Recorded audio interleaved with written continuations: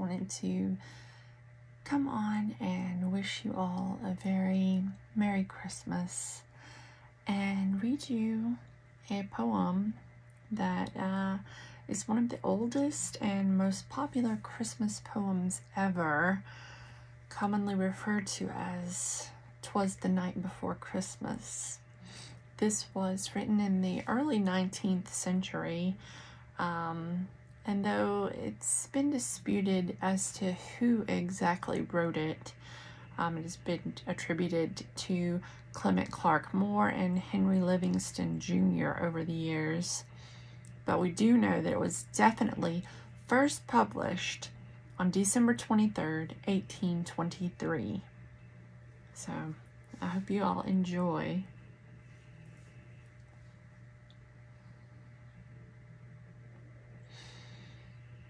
'Twas the night before Christmas, when all through the house not a creature was stirring, not even a mouse.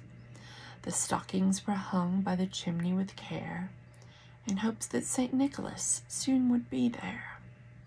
The children were nestled all snug in their beds, while visions of sugar plums danced in their heads. And Ma in her kerchief and I in my cap had just settled our brains for a long winter's nap, when out on the lawn there arose such a clatter. We rose from the bed to see what was the matter. Away to the window I flew like a flash, tore open the shutters and threw up the sash. The moon on the breast of the new-fallen snow gave the luster of midday to objects below. When what to my wondering eyes should appear but a miniature sleigh and 8 tiny reindeer. With an old little driver so lively and quick, I knew in a moment it must be Saint Nick. More rapid than eagles his coursers they came, as he whistled and shouted and called them by name.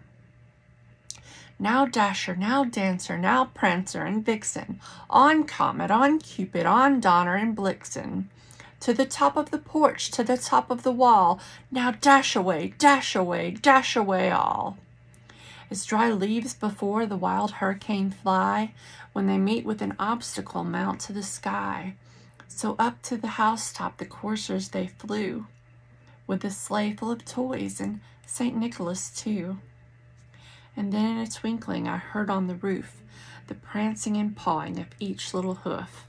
As I drew in my head and was turning around, down the chimney St. Nicholas came with a bound.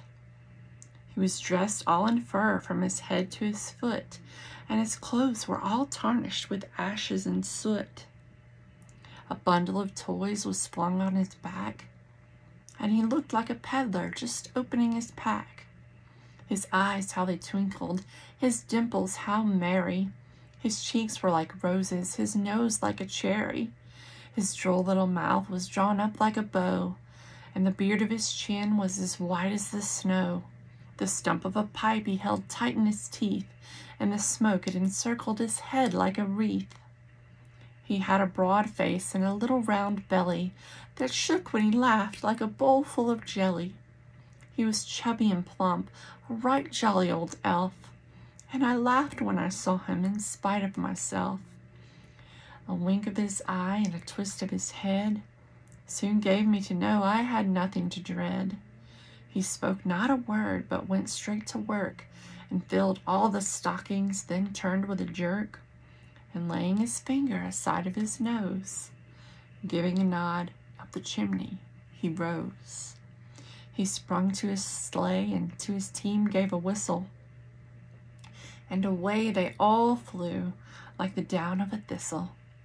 But I heard him exclaim ere he drove out of sight, "Happy Christmas to all, and to all a good night." I hope you enjoyed.